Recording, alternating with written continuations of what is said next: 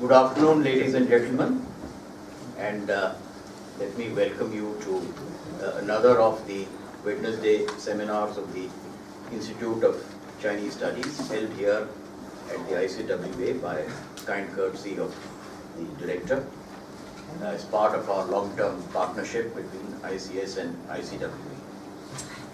Today we have a very interesting subject: China's engagement with the Buddhist world, challenges posed. And to address this subject, we have a veritable expert who has spent many, many years. I was trying to calculate the number of years, but I couldn't quite do it. But certainly more than 35 years, would I be right? Many years. Okay. Mr. Mathur is advisor to the Ministry of Home Affairs on Tibetan affairs, and he spent many, many years in the area of matters connected with Tibet, the Tibetan diaspora in India, Tibetan monks, lineages, and the intricate world of what you might call internal Buddhist internal arrangements. Even to use the word politics may not be too disrespectful, I'm sure. And Buddhism, of course, now, apart from being a world religion, has also become an area of geopolitical contestation. And here, I'm sure Mr. Mathur will reveal more about the nature of that contestation, which is in this arena basically China and India. But there are Buddhist politics of many types in our neighborhood, different regions. So here, Mr. Mathur is going to speak mainly of, as he summarizes in the abstract which is in front of you, what he terms as China's drive to appropriate Buddhist legacy and leadership. And on our side, he describes the Indian position as a challenge to India, and that steps need to be taken to retain India's primacy in the Buddhist world. Now, these are both very interesting propositions, considering that China is ruled by a communist party which is officially atheist, and even a record of who is Buddhist is, I don't think, officially available. And India, of course, is a constitutionally secular state. So this makes this whole issue even more interesting, with many, many layers of meaning, which I'm sure the speaker will reveal. So without doubt, without further ado, let me hand over to Mr. Mathur. About 35 to 40 minutes, then question and answer.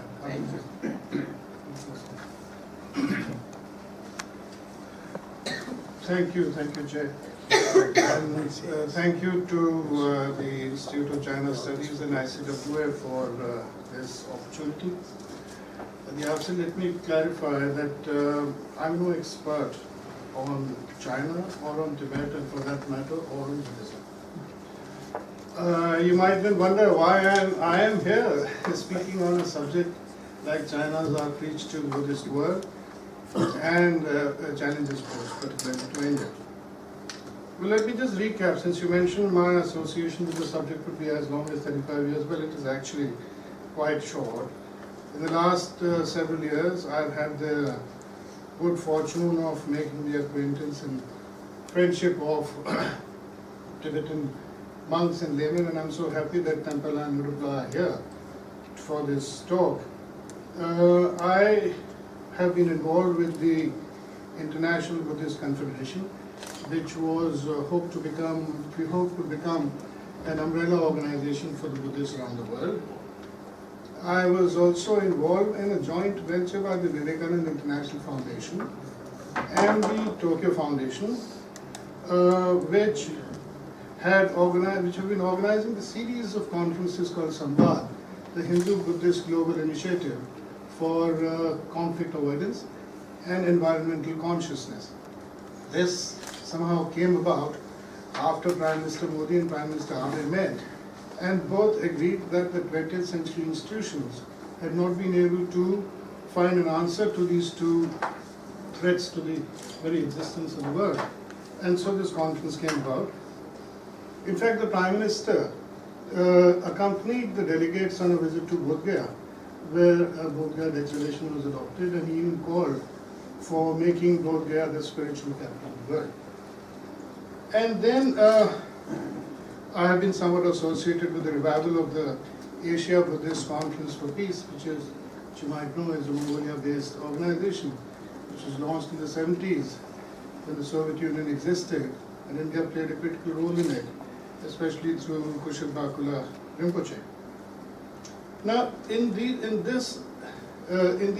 years, in my involvement with these various agencies, one came into contact with a number of Buddhists around the world, monks, laymen, scholars, and the common refrain was that while India was talking and talking a lot, but it did not go beyond tokenism, and China, on the other hand, was approaching this subject of engaging Buddhists around the world, Buddhism soft power, with a very strategic objective of taking over its leadership. So I asked my old colleague Ashok Gandhi, I think he's here, to put together all that had been told to us and surf the net to see whether it was borne out by facts.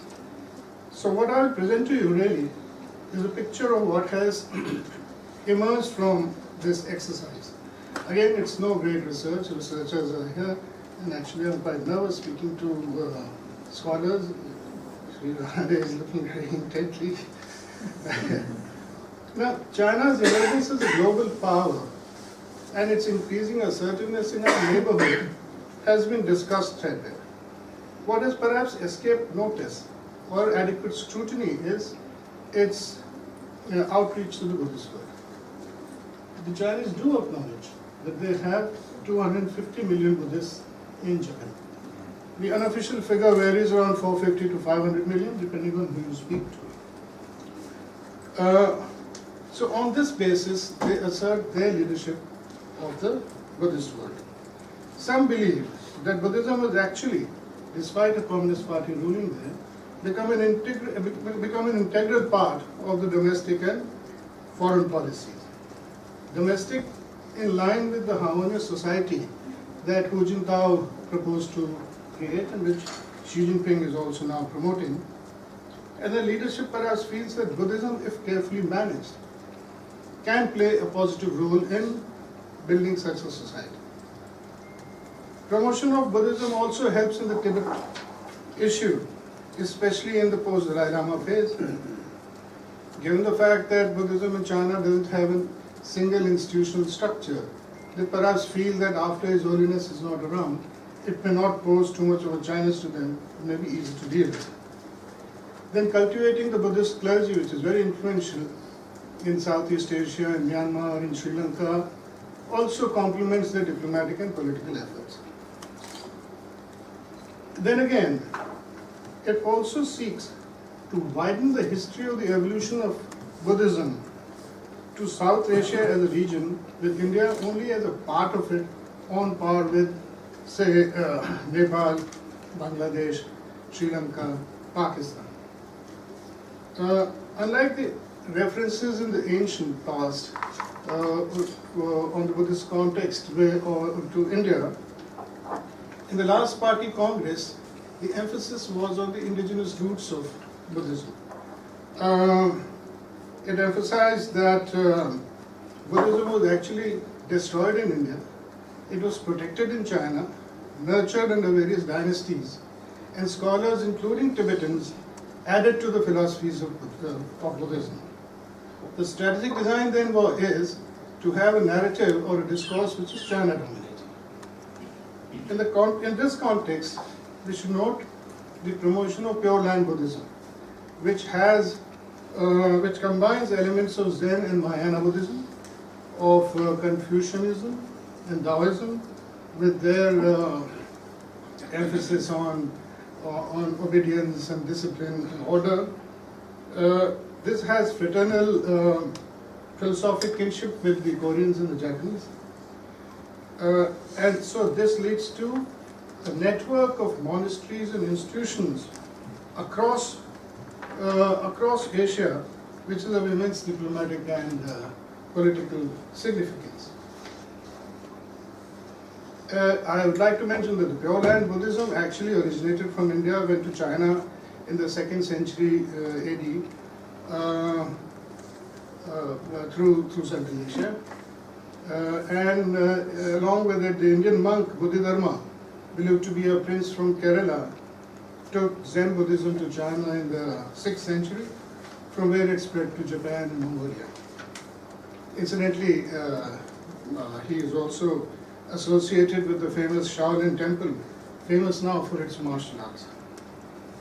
Complementing this Pure Land Buddhism aspect is the very significant Common Text project. Now, this has been undertaken by the International Council of Day of Vesak under the stewardship of the Maha Chulalongkorn University in Thailand. The project is a mammoth undertaking of creating one text of about 256,000 words spread over 425 pages of selected translations from Pali, Sanskrit, Chinese, and Tibetan into English, representing the Theravada, Mahayana, and the Vajrayana schools. Translation to other languages will be undertaken later. Now, as you know, Buddhism does not have a single book. The Tripitaka, the Buddhist scripture or compilation of teachings of Buddha, comprise of hundreds of volumes. After years of deliberations and planning, the project began in 2012 with Geshe Lahan Samten, who is the Vice Chancellor of our Central University of Tibetan Studies in Sarnath, was chosen as a key member. However, over the last few years, we've noticed that under China's influence, the Tibetans have been eased out of the project. Thailand has been refusing to give a visa to Geshe-la, and the university has stopped inviting him even for conferences. So the Tibetan textual sources that earlier formed part of the Common Text project have now been relegated to a few chapters and footnotes. Instead, Chinese texts are being cited as the main source. Now, Tripitaka in Sanskrit and Tripitaka in Pali are the two versions that form Buddhist scriptures and the basis of the Mahayana and the Theravada tradition. Tibetan texts are considered to be complete and exact translation of the original Sanskrit Tripitaka, Kangyur and Tangyur in Tibetan, from ancient Nalanda University. Whereas the Chinese texts, which were taken by Xuanzang in the 12th century, are considered incomplete because some of the books that he was carrying were lost while crossing the river. And the other origins of the Chinese tradition, the contributions of Kumaraji, the prince from Khotan or Kashmir, are also limited and form the basis for only a few sutras in the Chinese Mahayana tradition. So with the Common Text project, reducing Tibetan sources to a secondary position and crediting Chinese texts as the main source, a long-term project is now underway to relegate Tibetan tradition as subsidiary to China, which is now being projected as the main progenitor of the Mahayana Buddhism. So the project has been hijacked and into validation of a distorted Buddhist discourse. And it is in this context that we need to take note of His Holiness Dalai Lama's repeated plea for the need to preserve the Nalanda tradition. Now, the Tibetan lineage holders and scholars and Rinpoches are acknowledged as the real masters of Sanskrit Nalanda tradition.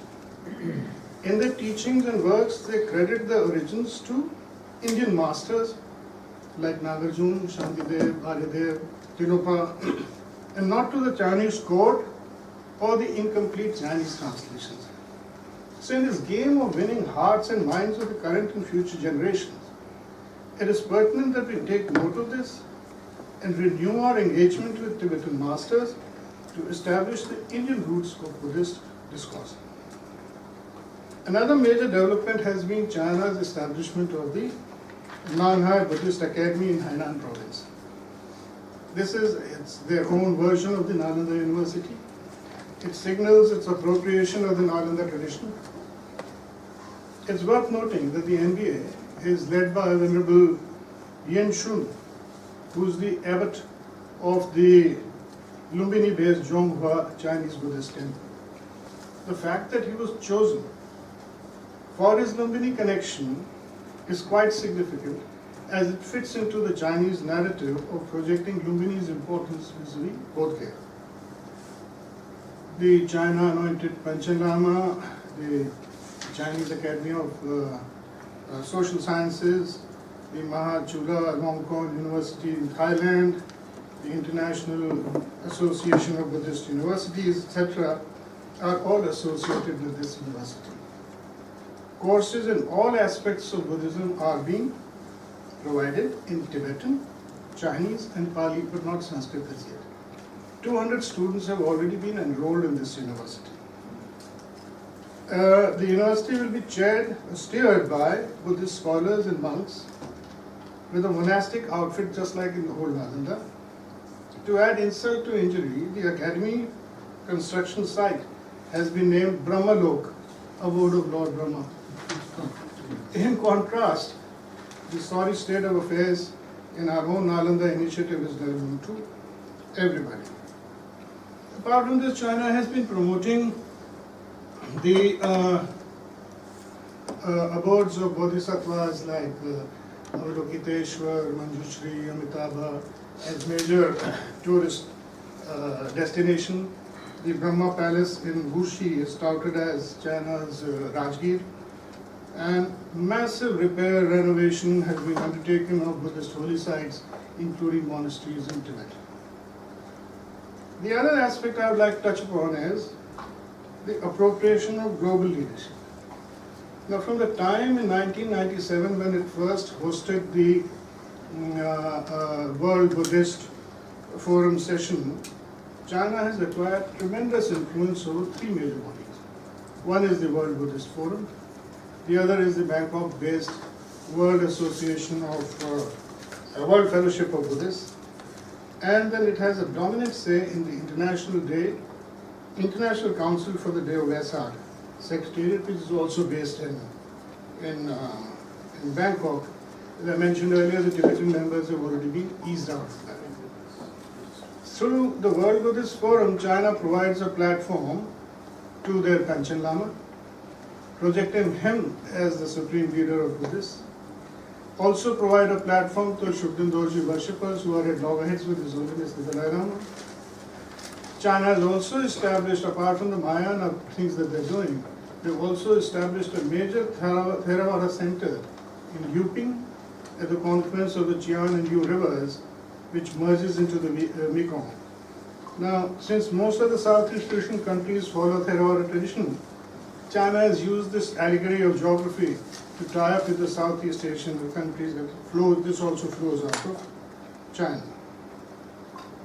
So China has been particularly active in our neighborhood too. Nepal has witnessed aggressive Chinese intervention in recent past. China worries that Nepal may become the platform for destabilizing Tibet. So not only have they tightened they've leaned on the Nepalese government from time to time, but have also actively engaged the Buddhist population along the Nepal-Tibet border to dilute their links with the Dharamshala establishment or dilute their loyalty to His Holiness the Dalai Lama. And they have acquired tremendous influence in the Buddhist organizations in Nepal. The objective of China's efforts, apart from this, is to promote Lumbini as the focal point for Buddhist pilgrimage, reducing significance of Bodhgaya, where Buddha attained enlightenment. Their argument is that all Buddhas, past, present and future, are born enlightened. So, where they attain enlightenment is not any more important than where they were born. So the objective is to elevate Lumbini as the and it is the only sacred place associated with the life of Buddha which is not in India. As the cradle of Buddhism, on par, if not more important than Bodh Gaya and Sangha. The Chinese have made several attempts to establish themselves in Lumbini by offering to develop it. The first initiative was, that came to notice was through Shabunan and his outfit, the Asia Pacific Exchange Cooperation Foundation, which was followed by another proposal by one Professor Kwak from South Korea. I cannot say for sure whether there was a link between the two. And then there was a curious incident in which the Sayadaw of Sitagur University, Dr. Nanisara, offered 1 crore of Nepali rupees to the Lumbini project, and unverified speculation at that time was that the money came from China. So now with the rail network extending almost right to the borders of Nepal, we can see the prospect of China linking Lumbini to Kathmandu, onto Lhasa, onto Wuxi, to Putuo, to Butaishan, and will create a new globalized Buddhist network. It will be fueled by the movement of affluent Chinese Buddhists, opening Nepal to millions of Chinese Buddhist pilgrims and tourists. Apart from obtaining a foothold on our border, this is bound to alter relations between India and Nepal. The other interesting focus of China's efforts is the country in Pakistan, which is currently trying to soften its image by initiatives to preserve monuments related to minorities. We've seen some Supreme Court rulings on protection of Kadas Raj temple and of some Buddhist sites. Pakistan is developing and promoting the Gandhara trail of Buddhism, connecting its history to South Korea, Japan, and Guru Padmasambhava. Guru Padmasambhava is the Guru Rinpoche of Tibet, Bhutan, and the Himalayan Buddhists, and considered the second Buddha by followers of Tibetan. Pakistan has recently approved the establishment of Gandhara University, thereby reviving the ancient Taxila University. Linkage to Korean Buddhism and tracing its origins to Taxila are now underway. As we meet, 40 artifacts belonging to the Gandhara age are on display in South Korea, which is a normal thing for countries to do. But speaking on the occasion of its inaugural, Dr. Abdul Samad, who is the director of the Khyber Pakhtunkhwa Archaeology and Museum, says that the effort was to foster awareness amongst Koreans of Pakistan's Buddhist heritage, and he invited Koreans to visit holy sites, monasteries, and relics there to promote religious tourism. Pakistan's ambassador, speaking on the occasion, said Pakistan wants to build bridges with Korean people, and the exhibition showcases centuries-old ties between South Korea and Pakistan. Pakistan is promoting research on monk Maranath, who is credited with spreading Buddhism in Korea, as having originally come from Chota Lahore in the Swabi district. Buddhist monks from Bhutan have been traveling to Saidul Sharif Monastery in Swat, at this mythical and legendary place called Oriana, from where Guru Padmasambhava is said to have originated. Mind you, all other sites with the Guru are in India, Nepal, or Bhutan. The sacred lotus lake in Revalsar, Mandi district of Himachal Pradesh, Chopema in Tibetan, is the holiest site associated with the Guru, from which the very name Padmasambhava comes. Pakistan has even started holding the Vesak festival to celebrate Buddha's day of birth, of enlightenment, and Mahaparinirvana. Last year it was held in Islamabad in May. Such is the enthusiasm that to claim the Buddhist heritage that this year they've allowed the Baltis to celebrate Losar in Islamabad. As you know, the Baltis have cultural affinity with people in Ladakh. Losar, as you know, was just celebrated last week, 16th of February. And incidentally, a Pakistani delegation even visited Sri Lanka last year for Vesak celebrations, where our Prime Minister was chief guest. And an exposition of holy Buddha relics excavated from Taxila has been held in Sri Lanka. Senior monks from Sri Lanka, Bhutan, Southeast countries are regularly invited to Pakistan to pay reverence to these relics. And Sri Lankans have also been offered land to build a cultural pavilion in Taxila. The other interesting area of interest that the Chinese have been is Bangladesh. Now, Bangladesh is the birthplace of Acharya Dipankar Atisha, credited with the second revival of Buddhism in the 10th or 11th century. Financial help and expertise is being offered for conservation of Buddhist heritage sites in Bangladesh, especially in Comilla, which adjoins Mathur. A joint China-Bangladesh excavation has unearthed the Vikrampur ruins, and this is the first time China has collaborated with any country in South Asia on an archaeological excavation. Now, Atisha spent the last 10 years of his life in Tibet.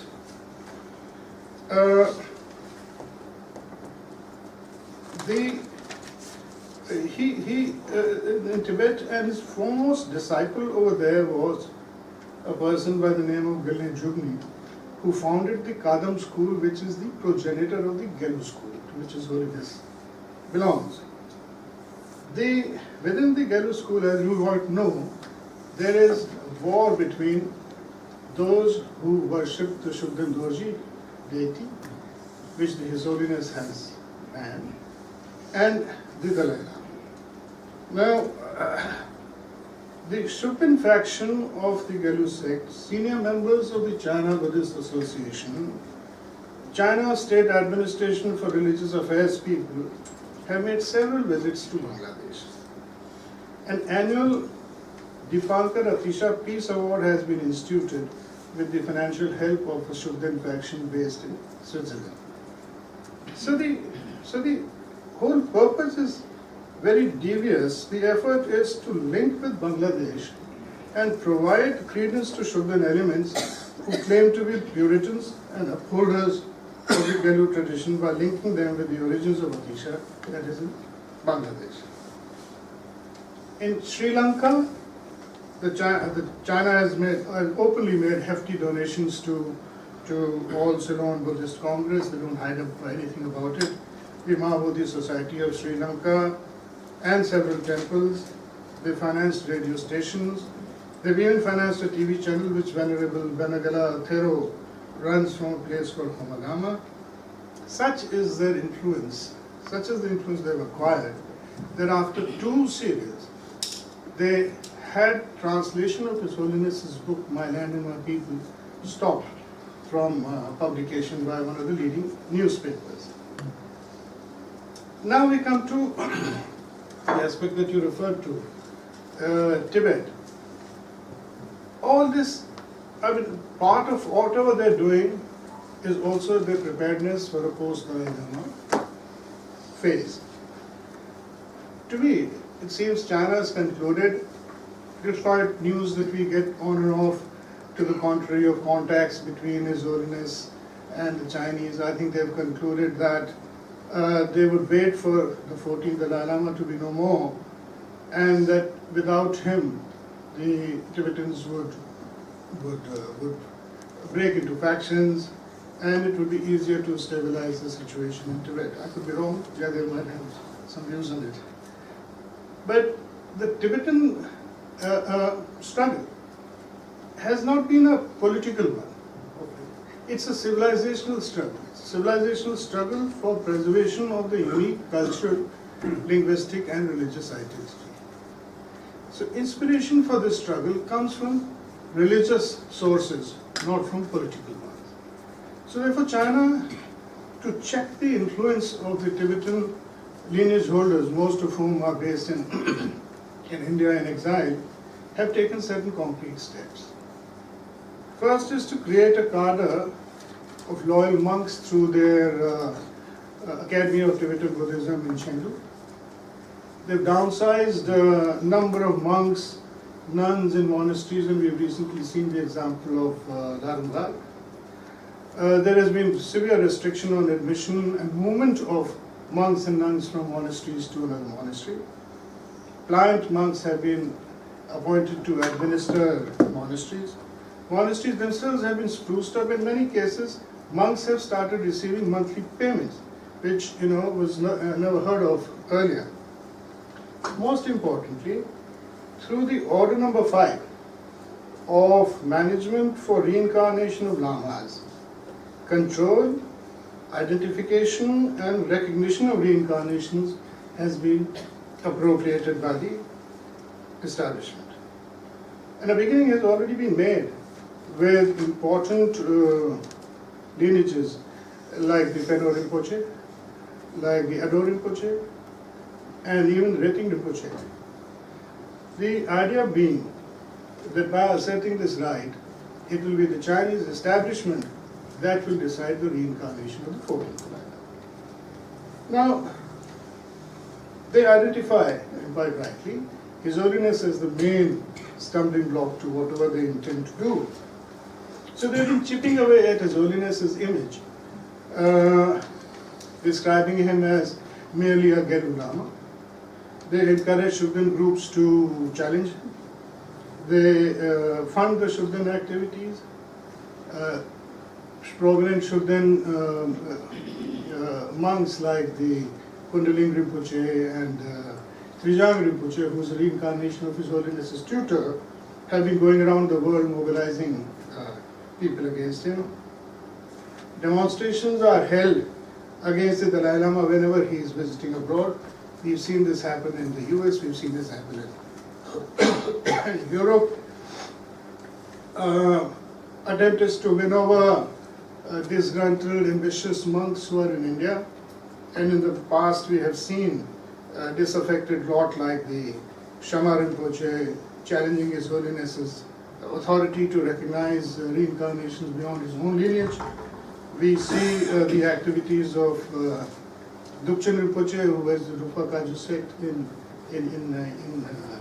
Ladakh. We've even seen the silence of Thai Dorji, who has claims to the seat of the 17th Karmapa on Shugden worship. Then the Chinese have been providing international platforms to their Panchen Lama and use him and are likely to use him for the search and recognition of Dalai Lama's reincarnation whenever the time occurs. And it is for certain that China would deny a visit to any Lama or group loyal to His Holiness or a representative of the Garden Photang to the holy Yamduk Yamtso Lake in Tibet for divinations to finding possible reincarnations of His Holiness. So it's important there then that instructions that His Holiness leaves on his rebirth are devised quickly. Lastly, I come to the One Belt, One Road initiative. And I was reading Mr. Shamsaran's book the other day, and he's put it very in context, saying Central Asia used to be part of India's extended neighborhood. We're now being presented with a carefully crafted narrative of prolonged and uncontested Chinese economic and cultural dominance in Asia, and China being the nodal point of ancient land and sea routes radiating outwards from China, collectively known as Silk Road. Now, a lot of analysis have appeared on this OBOR initiative, I am not an expert to talk on it. But I think one aspect has been overlooked, and that is that Buddhism has been used as a tool to further the Asian footprint. Buddhist values and figures have been woven from the past into the Silk Route narrative. And it's significant to note, maybe it's a coincidence, while the land route starts from Xi'an, famous for its Buddhist heritage, the maritime Silk Route originates from Guangzhou, the southern point from where Buddhism made an entry into China. In June 2017, coinciding with the visit of Xi Jinping to Hong Kong, the Polian monastery over there organized a symposium called Theravada and Mahayana Buddhism along the Belt and Road. The symposium sought to reflect on BRI's spirit of cooperation by reaching out to influential Buddhist organizations in Asia. So Buddhist diplomacy in this one belt, one road is not merely symbolic or cosmetic.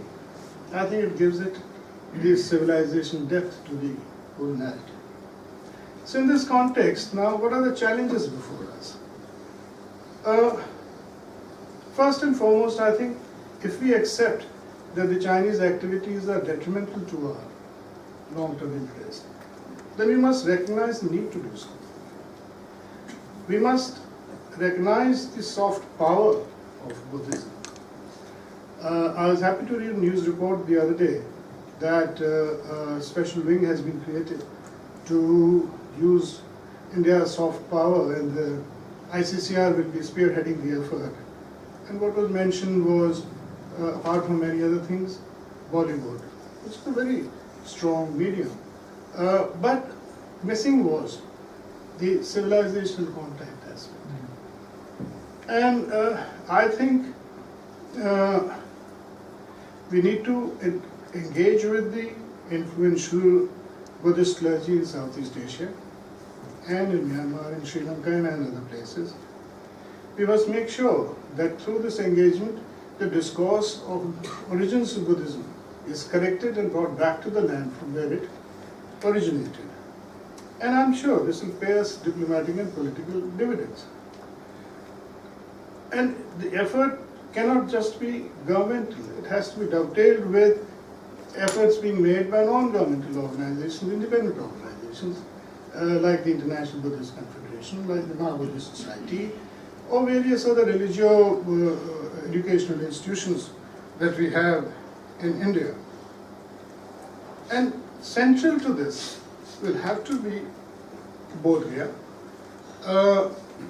to which Buddhists from all over the world flock.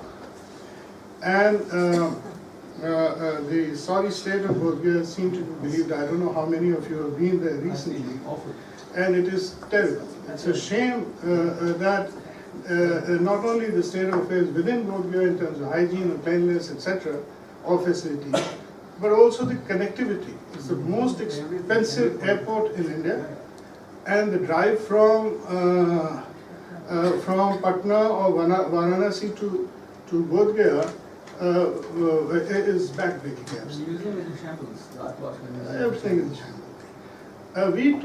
We also need to take a fresh look at our approach to our Buddhist heritage. Now, relics in India have been housed in museums. People don't even know they're there. Now, these are subjects of reverence. World over, they're housed in stupas and things.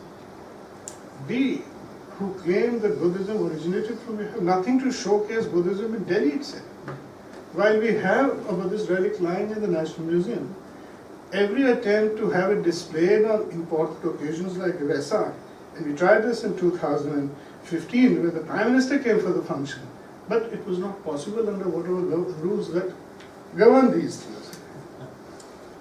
Then a pilgrimage circuit has to be improved. And I'm not talking of this just merely that we owe an obligation to Buddhism because it came from India, but in the context of what the Chinese are doing. If the pilgrimage circuit will ignore Lumbini, how long can we keep on saying we won't allow the Chinese in Lumbini and we won't do anything either? So that has to be taken. As far as Southeast Asia is concerned, I think so much can be done on the basis of our Ashokan legacy. And then we need to review what we want to do with the Nalanda initiative. I mean, to have something in the name of Nalanda, but deny its essentially Buddhist character, to have courses in business management or something in Nalanda, who's going to go there? After 10, 14 years, we've had only 13 students passing out of that place. And we need to prepare for a post Dalai Lama phase. I'm sure he will live much longer, he will live a healthy life, he is very healthy. But we need to devote our mind to this. And we need to engage with him, see what he has in mind, because ultimately he's the arbiter of his own destiny. And then work to make sure that his views are concurred and supported by Buddhists around the world, especially the Tibetan community. I'll be happy to take any questions. Thank you. Thank you, Mr. Mathur, for that very fascinating introduction to what I might call one of the modern great games that is playing out across a huge amphitheater. And I'm sure you will have many interesting stories to tell about it. Perhaps some of them you may not be in a position to reveal at all. But the gathering here, the house is full, I can see. I'm sure has many questions to ask you. So without ado, over to the house. Please introduce yourself briefly and ask your question also very briefly. Thank you. I'm Yogesh Kumar, Bashment. My question actually is this, that the Buddhism getting the global attention, a lot of that actually has been the effort of Western countries, the US, Western Europe, and particularly Western Europe.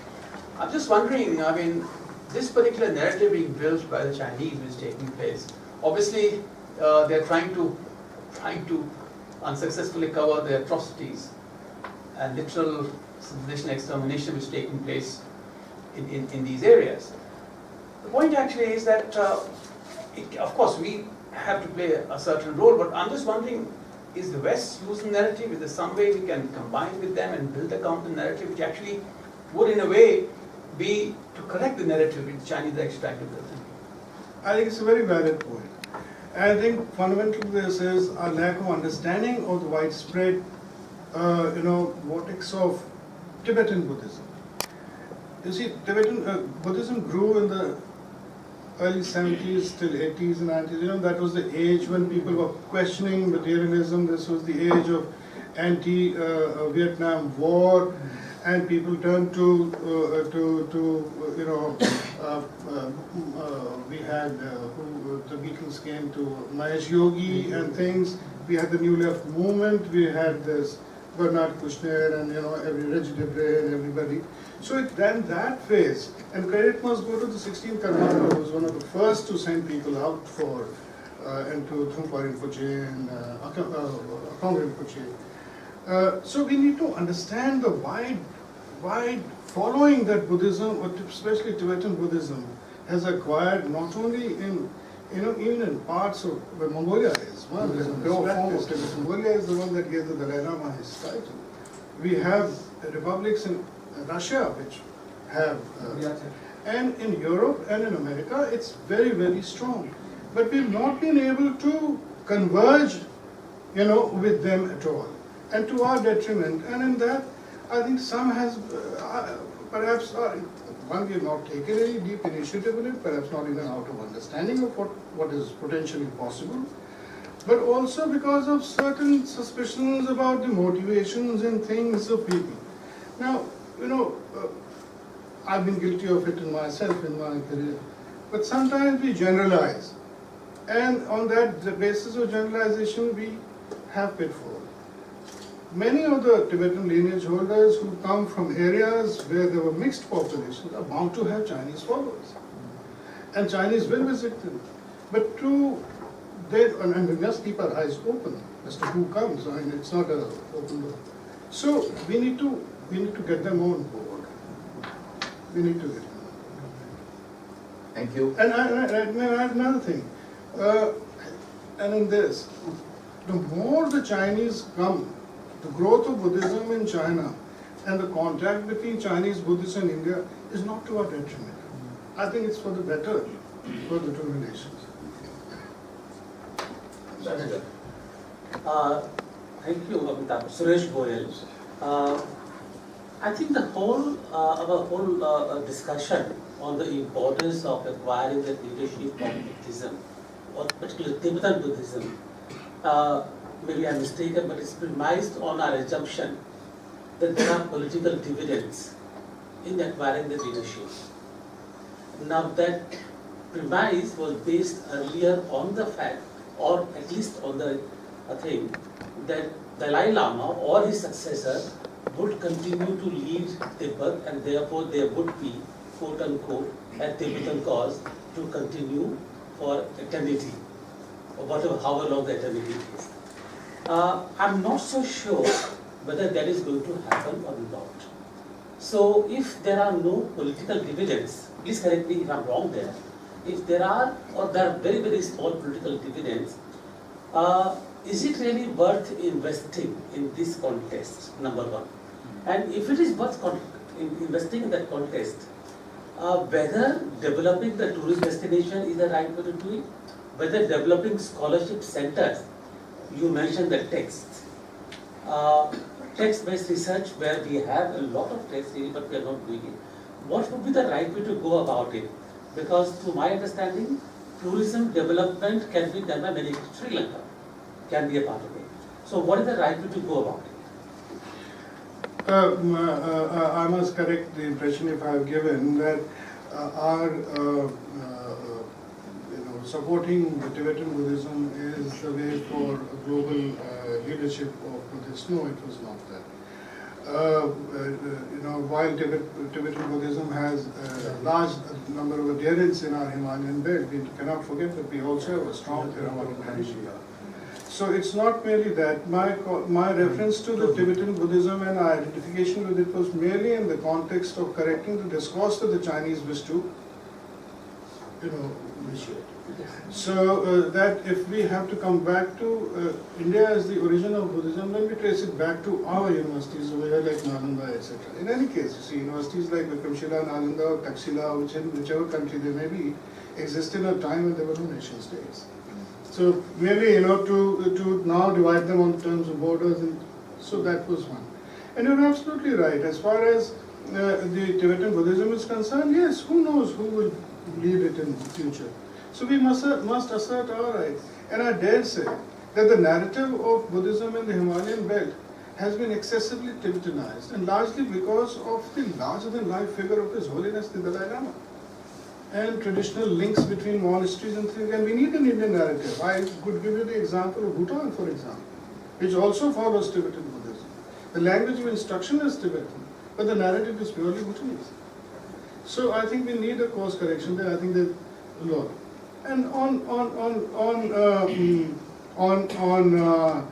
reaffirming our the Buddhist roots in India and our interest in it, surely it will have to be a mix of many things, apart from the academic thing, which leads to a continuous engagement with the Buddhist world by and large.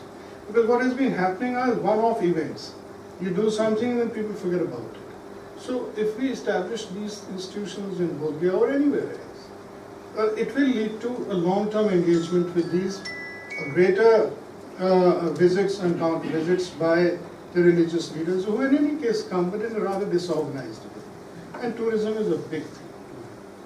Because, and I must also mention, the Chinese have started replicating Buddhist sites in India into their own versions. So at least the Chinese will know what is real and what is fake.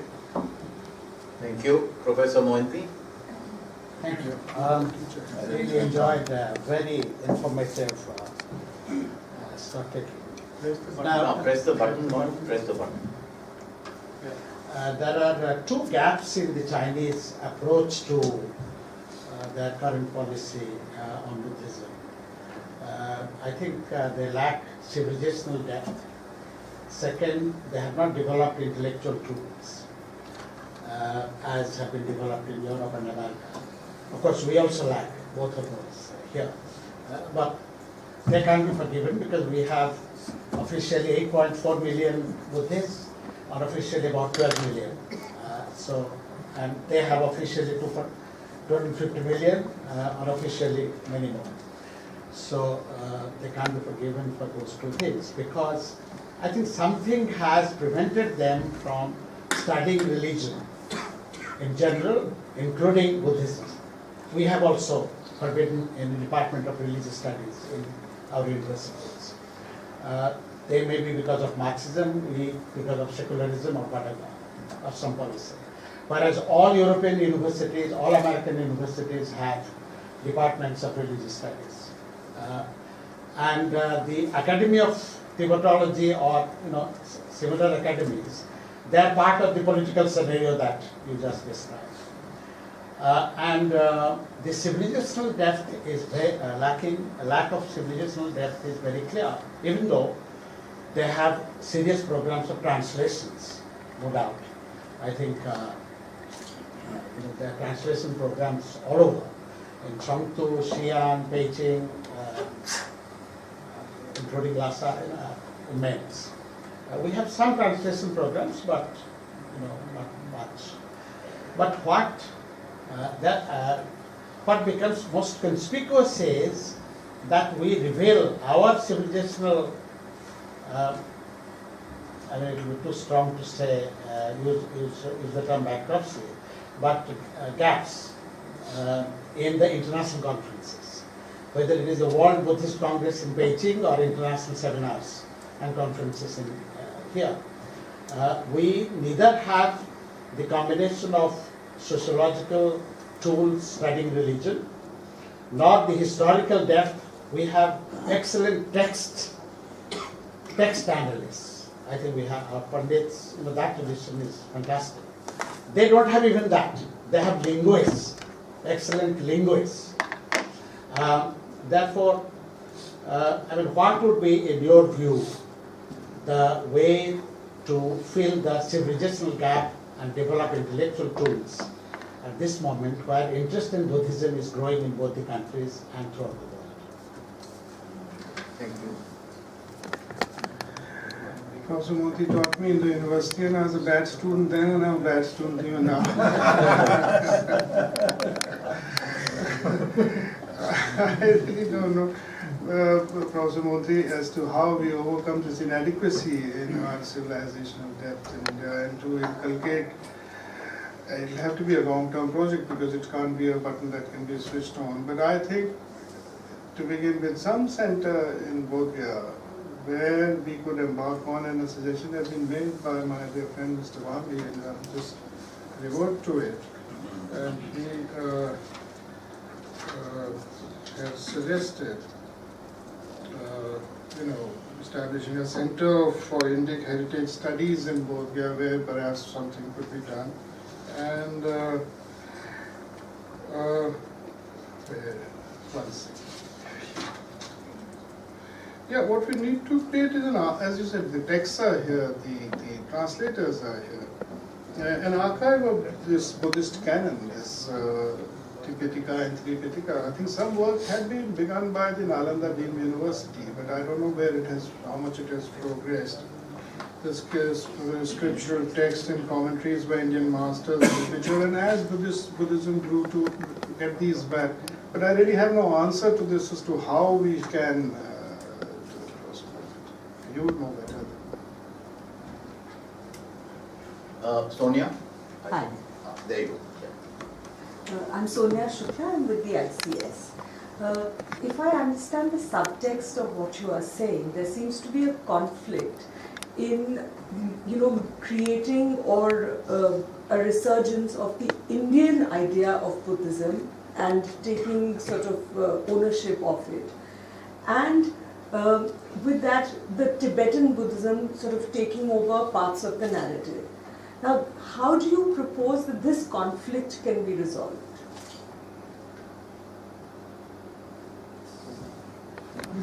questions that you're being forced to answer. You know, if I may very briefly tell you I lived in Tawang for about a year. Yeah. And the problem there, if you were to, I mean, this is a very good case study for anybody who wants to take this forward, is that the Tibetan Buddhism there is a great deal of resistance among the Monpas who see themselves as being from a different tradition. But after the Nehruvian sort of the single line administration wound up, all of that has gone away.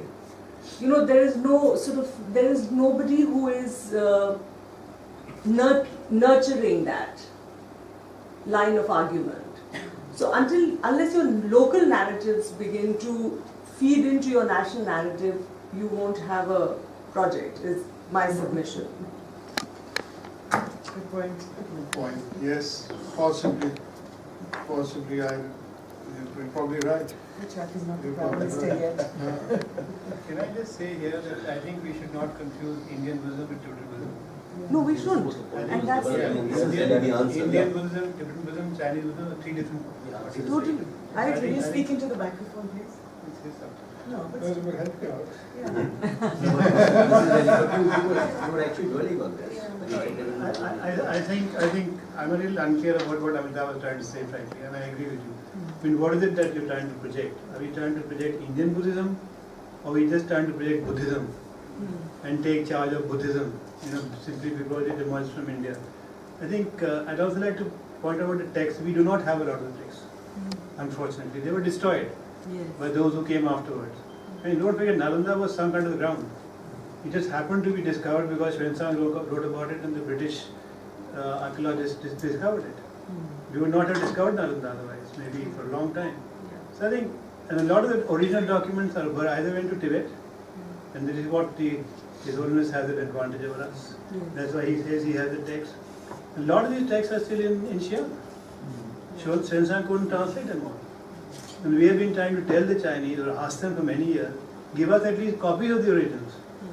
So we can begin to understand our own text, remind us about our own text.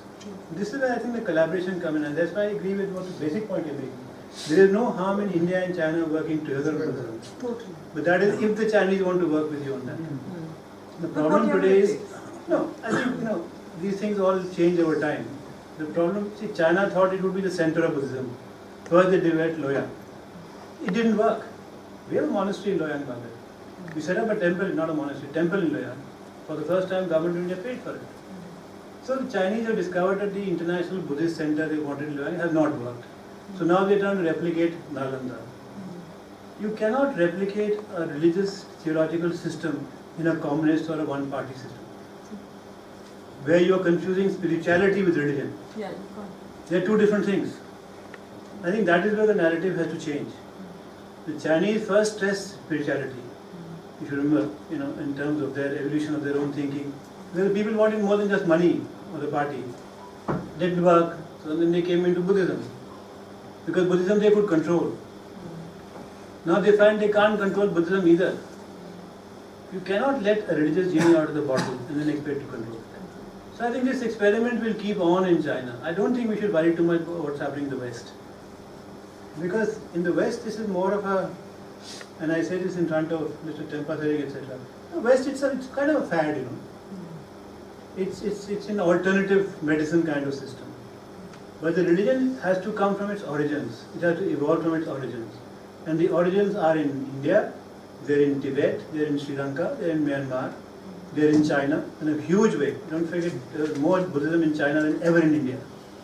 We can't deny that. The spread of Buddhism from China was really into Korea and Japan more than from India. So I think it's a very complicated narrative. I don't think it is so simple. But the point is, how do we use Buddhism to actually enhance collaboration between India and China and not make it another issue of competition? I think for me, or rivalry, I think that is for me the bigger issue. Sorry to comment. Thank you. I think, Mr. Mathur, if I can add to this lead that Ambassador Suri has just given, by questioning the fundamental premise that the use of Buddhism to win hearts and minds, I mean, that is what generally the objective is by the Chinese and to a smaller scale by us, that you win hearts and minds of Southeast Asia, South Asia, Central Asia, by the revival of Buddhism in all these aspects. But I would like to suggest that admiration for a country, say the United States or China or India or any country, maybe religion plays a small role, but other things like the prosperity of the people, the general conditions, the opportunities, the American dream or the European dream or whatever, these things matter perhaps much more, and maybe the Chinese are throwing away a huge amount of money, which we should be quite happy about. We are throwing away much less. But is the exercise worth the candle at all? I mean, Buddhists are human beings, they also want schools, hospitals, everything. And I don't know whether money works. I mean, if the Chinese tomorrow gave Vishwanath Temple, the Prime Minister's constituency, let's say 1,000 crores, would Indian opinion be shifted? Actually, there is a question was, Yeah, and yeah, there yeah. is any political So leverage involved in is there anything at all in Well, this? you know, the feedback that we have got, there is. The Sri Lankans have been telling us, the Sri Lankans are the biggest recipients of Chinese largesse, the Sri Lankan monasteries. And they tell us, but they still look towards India for. So, you know, so it does play some role. Of course, you're right that ultimately you look up to a country for prosperity and things. But in the people-to-people relations, if I may generalize, feedback from all the Buddhists that we have encountered in the Samvad series or in the IBC conferences and things, they take money from the Chinese, but they still look forward to us and harangue us to do something about it. You don't. So I think there is some point in it. Can I add just one thing? I'm sorry, I'm saying, take the floor second time. Okay. But if I may, Yeah, I think after. Very quickly and then. very quickly. You know, the point really is that people to people, and I should know, having been with Yeah, ICCR, is very, very important. But I think we need to really see the kind of returns we get on what we spend really. It sounds like Shylock-like, but it's important. We don't have infallible sources. Chinese are able to spend zillions of dollars on the Confucius centers, but do their work as well really in terms of what they want to get. So the point really is that Buddhism is important, but we should not probably link it to Tibetan Buddhism, and we should not link it to any political kind of aspirations, not go beyond people to people. That's all. Yes, you've been waiting. Yes. Anand Sahai. I have, You have to speak louder. Anand Sahai is my name. I'm a journalist. My question comes from not knowing anything at all about what you just said. But what I want to know is whether or not all these efforts being made by China to have a leveraging impact in Tibet, using Buddhism as a tool, and in order to negate or neuter the political impact of the Dalai Lama, and especially look to the post-Dalai Lama phase. How credible is the Chinese effort being seen to be in Tibet itself among the Buddhists? Well, according to what, Amitabh, just one. yeah. In addition to that, a further question. The Dalai Lama has been in India since the 50s. And the settlements over which he has great influence, spiritual influence, they are scattered in different parts, on plates in different places. What is the extent, I'm moving away from the Chinese issue, what is the extent of the effect of the Indian narrative on these matters within those communities? You know, on the one hand, we are thinking or worrying about the Chinese are doing this, that, the other in various places. But right here in India, where the Dalai Lama lives, how far have we been successful in telling these people that, listen, we also have, great Buddhist places and so on, you're Buddhists, you live with us, we are brothers and so forth. But do we really have an effect on it? An effect on the Tibetans On and the settlers? Tibetans in China. Really, Within India and the settlers? the followers of His Holiness in India, do we as a society, do we as a nation have any effect, any impact on them? See, first question of how successful has the Chinese effort been? How within credible, Tibet? how credible? How credible? Well, credible in the sense?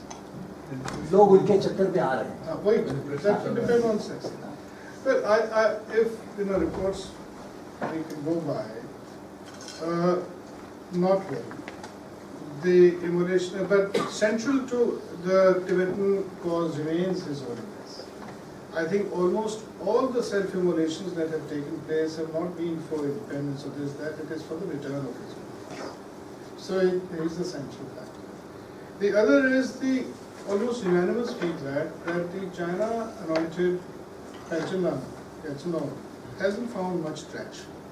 Even though he was encouraged to conduct a Kalachakra last year, much traction, but he hasn't found added to his appearances. So the credibility question, I think, is there. As far as Tibetans living in settlements over here, well,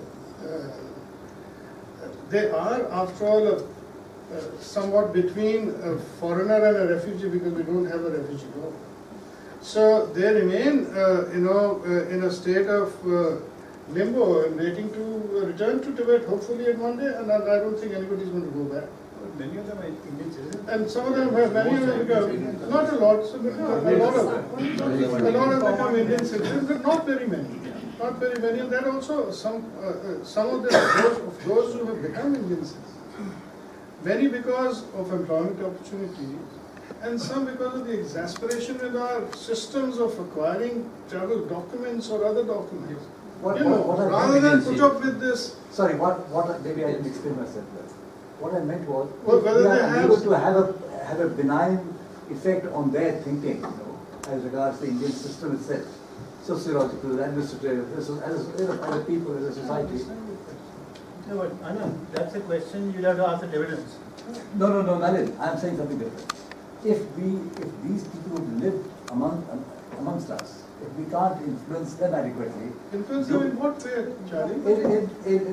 if we are trying to have traction with the Buddhists in Sri Lanka or Myanmar or various places where the Chinese have, if you wish to, in terms of your broad observations, They are followers of His Holiness. Huh? They are followers of His Holiness. Then what are we talking about? I mean, Okay, can we take this offline now? Yeah, Because exactly. this is, Can I ask a yeah, question? Jyoti, your question. So my question is, after the 19th Party Congress, and Xi Jinping, as we know, has worked in Tibet, and he's possibly interested in the future of Tibet. What is the Chinese government doing, if it is anything, with regard to His Holiness? Or just not His Holiness, but to Tibetans, whether they're in India or sort of even just leveraging the whole thing. Has there been more interest on the part of the Chinese government? Well, after the only change that I see is that some Tibetans have gone back to Tibet, and they have not faced any persecution. They've got employment, including those who came late in the late 80s, early 90s. Apart from that, living conditions or controls in Tibet, I don't think there's been any change. In fact, they're even harder perhaps now than they were on movement, on everything else. As far as reaching out to diaspora, no. I see no change. Reports keep appearing of this initiative or that, but there's been no sustained, to my knowledge. And again, I'm not an expert on this subject. I think the point that's coming out is really, is it paranoia which is driving the Chinese to do what they're doing? Or is it, and that sort of get towards the Dalai Lama and the influence over the Tibetan diaspora? Or is it really carving out a sphere of influence even in a space which is spiritual and then sort of can be taken in? Or is it just another way out which they want to pacify 400, 500 million people in their own country? That we're giving you a way out and we make sure that nobody else gets into the way in trying to take you into a different narrative. Now I think there is a balance in all these kinds of things. And I think the Chinese game is a little more mature than we are looking at it as if I gave the impression that it was maybe, No. no. I'm just But I think making it a could be a mix of, yes, I agree with you, that. It's something like that. Yeah. Okay, there are two questions pending, but before that, I want to give a chance to anyone under 40 with a question. Youngsters? Okay.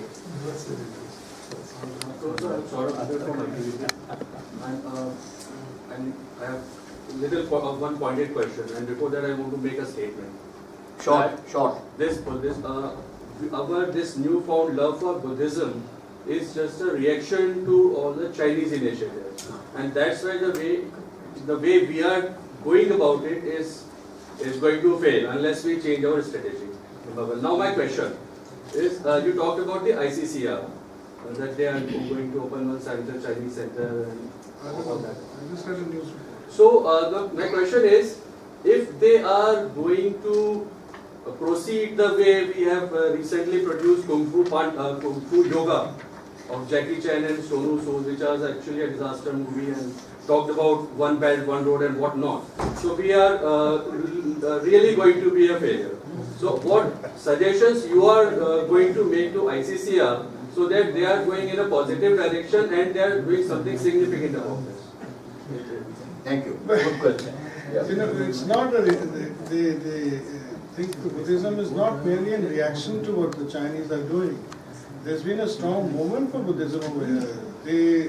Baba Sahib Ambedkar is recognized world over as a Bodhisattva. So, you know, don't discount all that. Yeah. As far as what the ICCR, again, don't be so critical of the ICCR. It does excellent work. And what is it, Kung Fu Panda or whatever, I'm not seeing. ICCR has not produced it. No, you said that No, they are, so Bollywood is But going it's to a be a joint modern production, link. right? It's a joint production. Yes, between ICCR? Not ICCR, but between India and China. India. Okay. Yeah, it's Bollywood, you know, and I have no suggestions to the ICCR except that it must not concentrate only on the traditional things, it must also look at the civilization context, and I'm sure it will. Colonel?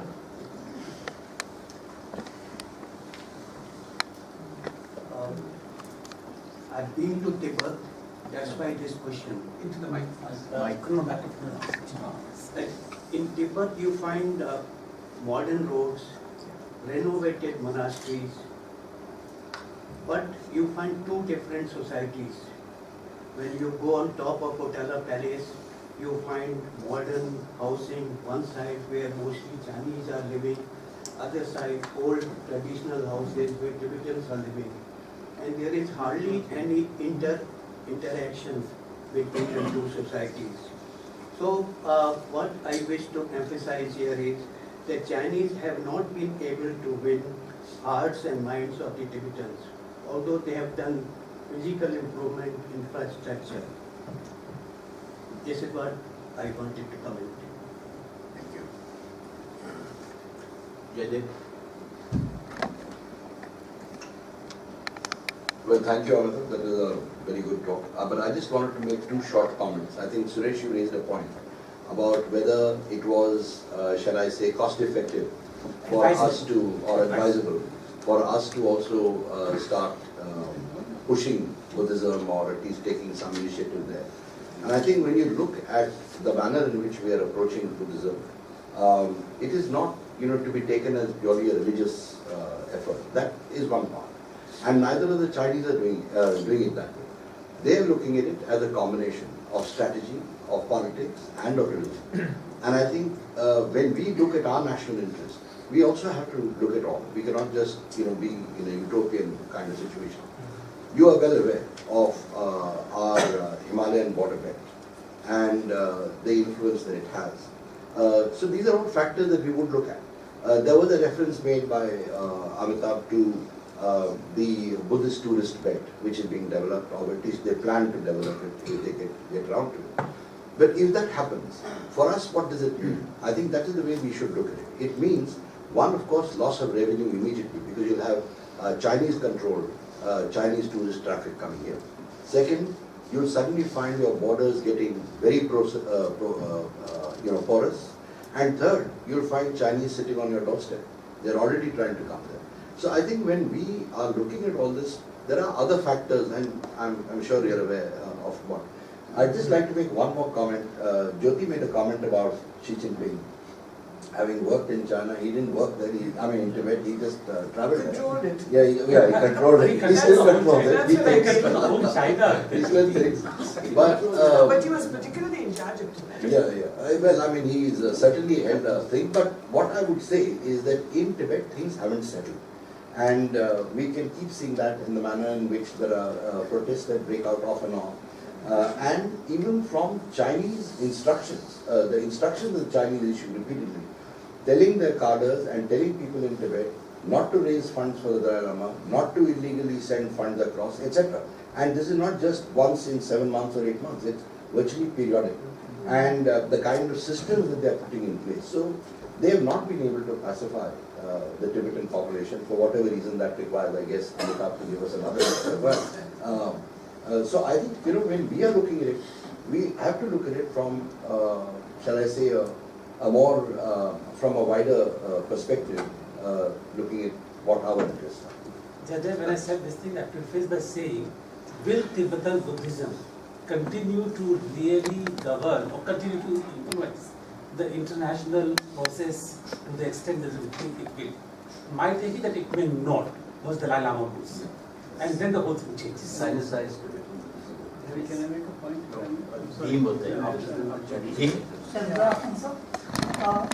My question is with regard to, this was a question with regard to tourism. Because I come from Sikkim, and last year when Doklam happened, monsoon of tourists were stranded there at Nathula. So if this happens, because as I was also working in one of the Nathula task force like years back, so we suggested Buddhism tourist trails from Nathula to Bodh Gaya, Varanasi and Sarnath. So how do you see this as like Tibetans coming from Lhasa down to Sikkim via Nathula to Bodh Gaya, one of that. And with regard to spirituality and religion, as in China, we try to generalize it, saying that it's a communist party state, it confuses it with spirituality and religion. But I think Chinese are more spiritual, and at the same time, they don't, see, when you ask Chinese, they don't disclose their religion as such, but they are spiritual, they say. We go to temples, monasteries, every churches and as such. So that I think I want to clarify on the table. And secondly, I think Xi Jinping never worked in Tibet. It was his predecessor who was really working there. See, as far as the Tibetans coming through Nathula from what I gather, they're just not allowing Tibetans to come to India. So they come clandestinely. We come to know of them, we gather them, we send them back, and I think we need to find an answer to this dilemma of ensuring our security concerns and allowing them to come here too, because that reaffirms their links with the exiled community, and so, and how spiritual the Chinese are, really don't ask me. I think you would ask the Chinese. So they are becoming spiritual.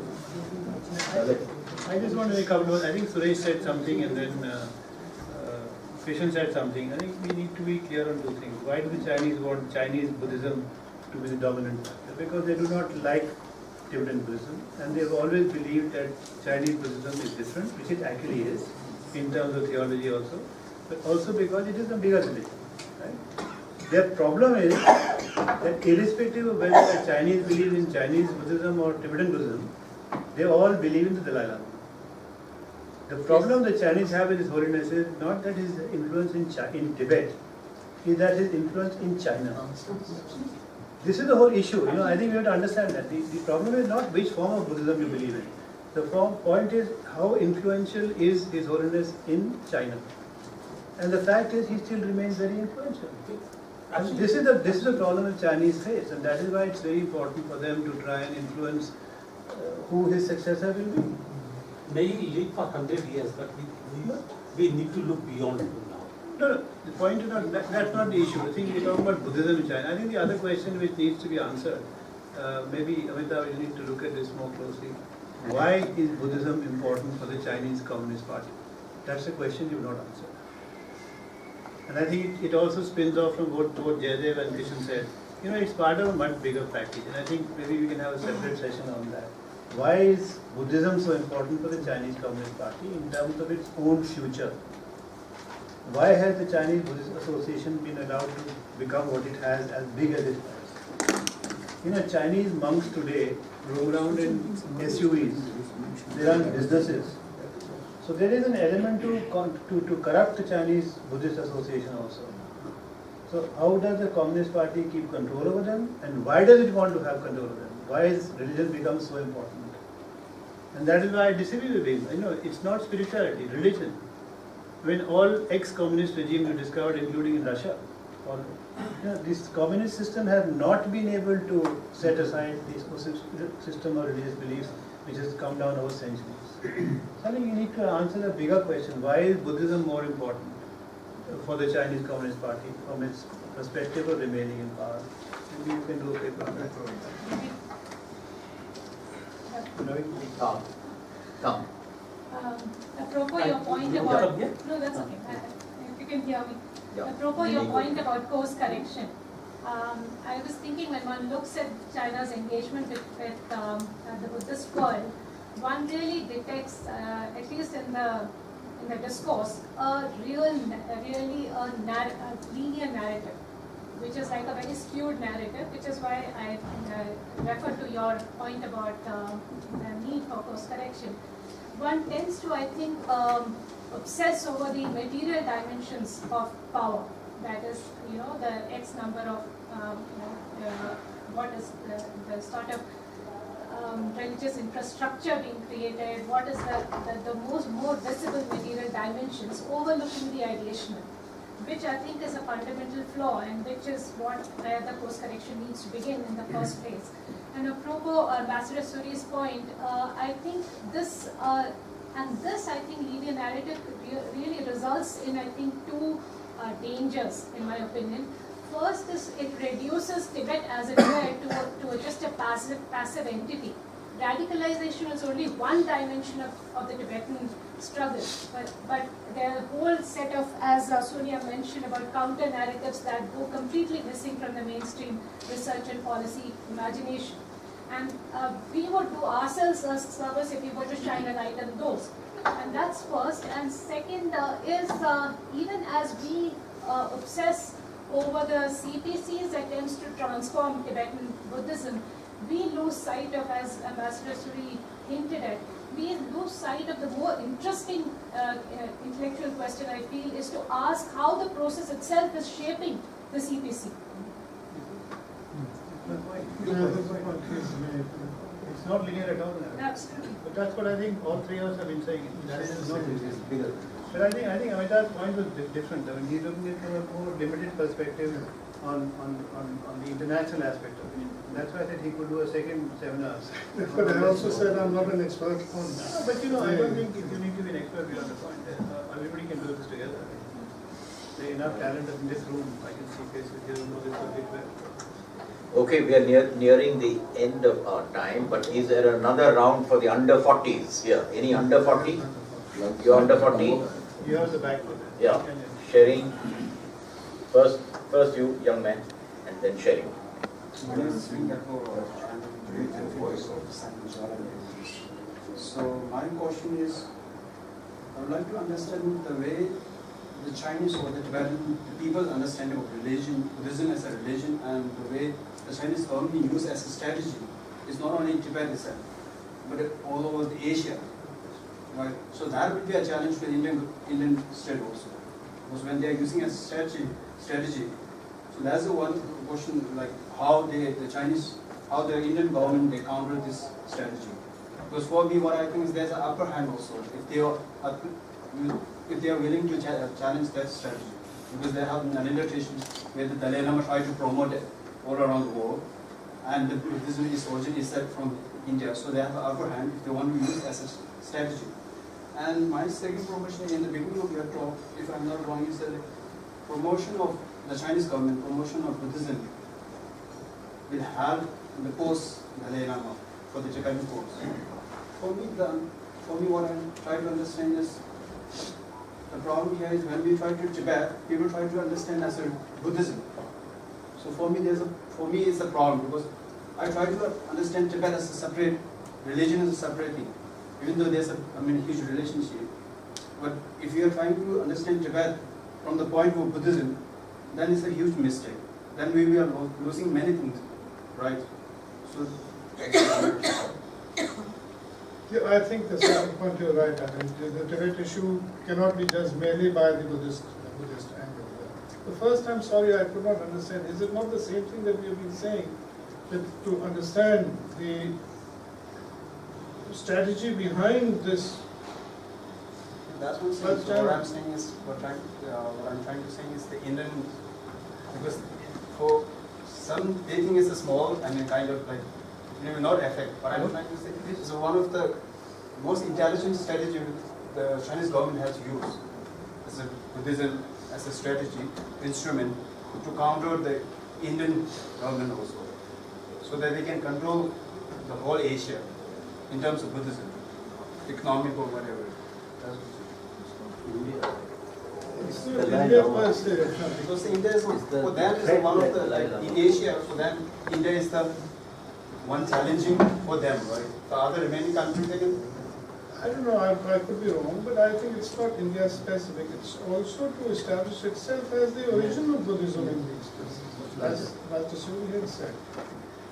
Frankly, Buddhism in Southeast Asia has grown from China, to Japan and also to India. But the question then, they really want to promote the Buddhism.